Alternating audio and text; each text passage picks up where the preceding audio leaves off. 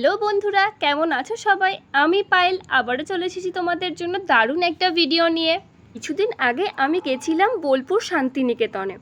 আর এই বোলপুর শান্তিনিকেতন নামটা শুনলেই যার কথা বা যার ছবি আমাদের ভেসে ওঠে সর্বপ্রথম তিনি হলেন বিশ্বকবি রবীন্দ্রনাথ ঠাকুর। আর বোলপুরে ঘুরতে ঘুরতে আমরা চলে গেছিলাম খোয়াইহাটে। খোয়াইহাটে যখন জামা কাপড় কিনবো তার আগে একটু পেট পুজো করে নেই বলে আমরা হাজির হয়ে গেছিলাম এই মাখা কাকুর কাছে। আর মাখা কাকু তো ভীষণ ভাইরাল, ইন্টারনেটেও হয়তো অনেকেই মাখা কাকুকে দেখেছো বোলপুরে ফেমাস খোয়াইহাটের ভিডিওতে। আর ফেমাস হবেন নাই বা কেন, উনি যেভাবে মাখান, উফ, সত্যি কথা বলতে গেলে ওনার হাতে জাদু আছে। তুমি যা বলবে ওনাকে মাখিয়ে দিয়ে দারুণ করে মাখিয়ে দেয়।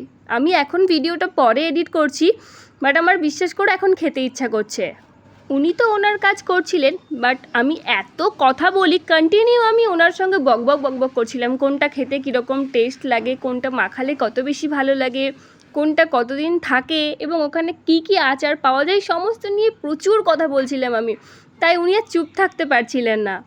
যেহেতু আমরা আমের সিজনে শুরুতে গেছিলাম তাই আমরা ফার্স্ট ট্রাই করেছিলাম আম দিয়ে। কাকুর কাছে ছিল কাঁচা মিঠে আম, সেটাকে সুন্দরভাবে মাখিয়ে দিয়েছিলেন কাকু। আর এই আম মাখার স্বাদটা ছিল দুর্দান্ত।